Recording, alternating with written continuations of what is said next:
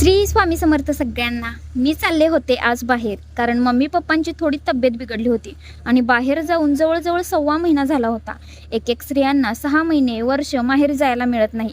आपल्या आई वडिलांना काही झालं तर खरंच मन लागत नाही आणि आरूला मामाकडे जायचं म्हटलं तर भलताच आनंद होतो।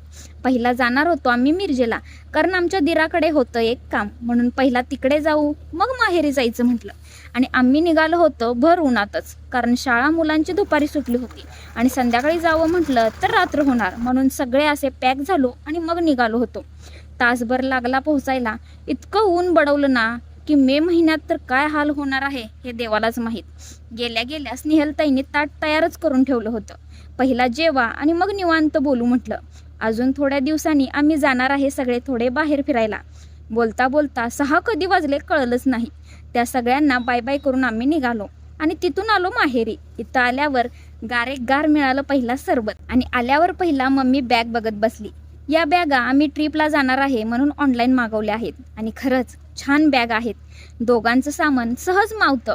मम्मीची विचारपूस करून आम्ही निघालो दवाखान्यात। जाताना कुपवाडमध्येच नवसाचा गणपती आहे। आमच्या स्वर्णला गणपती स्तोत्र तोंडपाठ आहे, त्याने इथं बसून गणपती स्तोत्र म्हटले।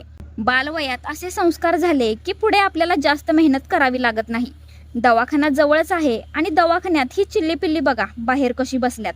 पप्पांच्या हाताला काम करताना पत्रा पडला होता, त्यांचंही ड्रेसिंग केलं आणि मी आल्यावर मम्मी बघा कशी खुश होते। पण तब्येत सारखी बिघडत आहे तिची। बाबांच्या हाताला बरंच लागलं होतं, म्हणून प्रत्येकाने काम करताना काळजी घेऊनच काम करावं, हेच मला यातून सांगायचं आहे। नाहीतर असा अपघात होऊ शकतो। तर मंडळी, प्रत्येकाने आपापली काळजी घ्या। आजकाल वातावरण बरं राहिलं नाही। चला, आजचा दिवस असा गेला धावपळीत। भेटू पुढच्या व्हिडिओमध्ये। श्री स्वामी समर्थ।